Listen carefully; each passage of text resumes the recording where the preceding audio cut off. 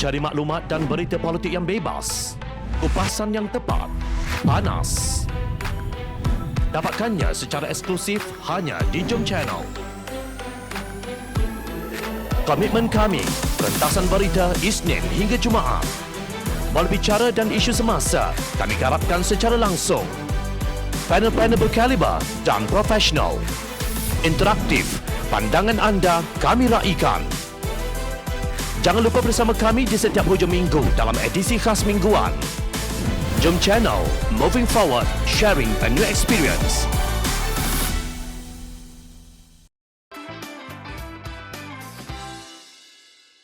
Dos ketiga, benteng, bala ataupun niaga. Persatuan Pengguna Islam Malaysia PPIM mendakwa menerima 300 aduan awam termasuk kematian dipercayai berkait selepas menerima suntikan vaksin dan dos penggalak. Data itu diperolehi oleh PPIM menerusi platform yang disediakan sebagai pusat penyelarasan semua laporan awam berikutan nasib mereka yang mendapat kesan sampingan selepas suntikan tidak terbela. Ketua aktivis PPIM Datuk Nazim Johan berkata, kebimbangan dan kegusaran pelbagai lapisan rakyat ini wujud setelah mereka menyaksikan sendiri sahabat, saudara, anak yang meninggal dunia selepas menerima suntikan walaupun kes itu tidak didedahkan media. Amat menakutkan kita. Amalan ketika ini seolah communist state dipaksa menerima suntikan jika tidak membataskan pergerakan kerana semua tempat tuntut sijil vaksinasi. Tidak lama lagi tuntut dos penggalak ketiga dan keempat. Kita ambil tindakan mahkamah ke atas Kementerian Kesihatan Malaysia sebab kami tanya mereka tak jawab. Contohnya, apa kandungan vaksin sebab ada kajian antarabangsa yang mendakwa ada ledakan penyakit selepas 5 ke 6 bulan suntikan.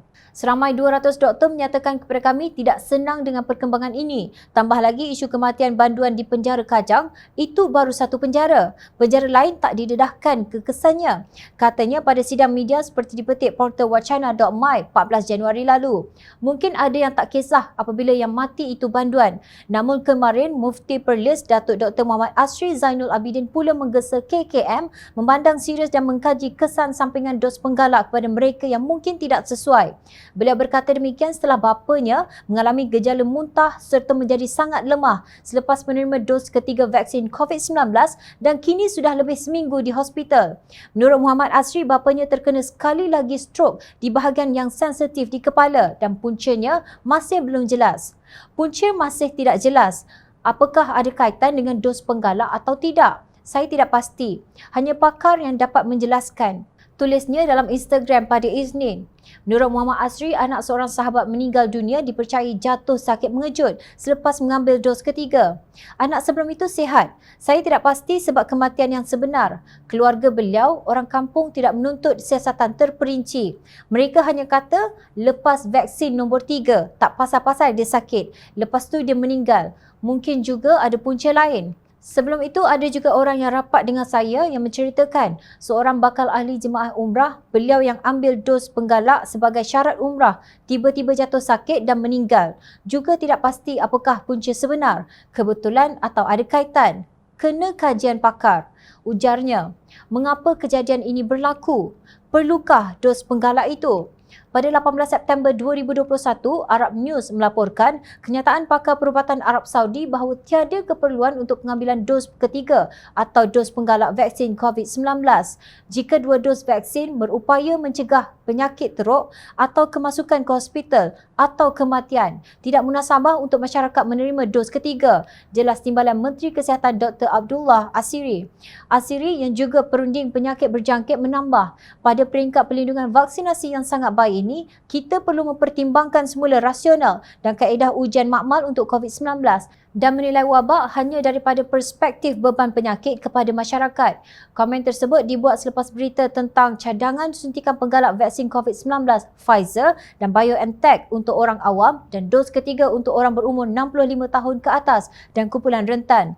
Sementara itu, pakar penyakit berjangkit Ahmed Al-Hakawi berpendapat mempercepatkan dos ketiga iaitu penggalak untuk semua orang tidak disokong oleh kajian yang dipetiknya.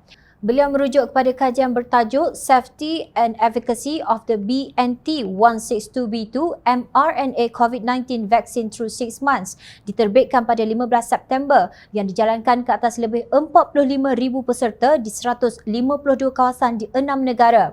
Bagaimanapun kata Al-Hakawi, vaksin itu masih memberikan perlindungan terhadap penyakit teruk walaupun 6 bulan selepas dos kedua. Ramai orang jatuh miskin kerana COVID-19 tetapi ramai pula menjadi kaya kerana mengumpul kekayaan melalui bidang farmaseutikal, peralatan dan perkhidmatan yang berkaitan dengan memerangi virus tersebut. Semua ini telah mengakibatkan ketidaksamaan yang teruk dengan 1% terkaya di Asia memiliki lebih banyak kekayaan daripada gabungan 90% termiskin pada November 2021, kata Ketua Advokasi dan Kempen Serantau Oxfam Asia, Mustafa Talpul, lapor Malaysia Kini. Celakalah bagi mana-mana individu di Malaysia yang menjana pendapatan melampau di atas penderitaan rakyat akibat COVID-19.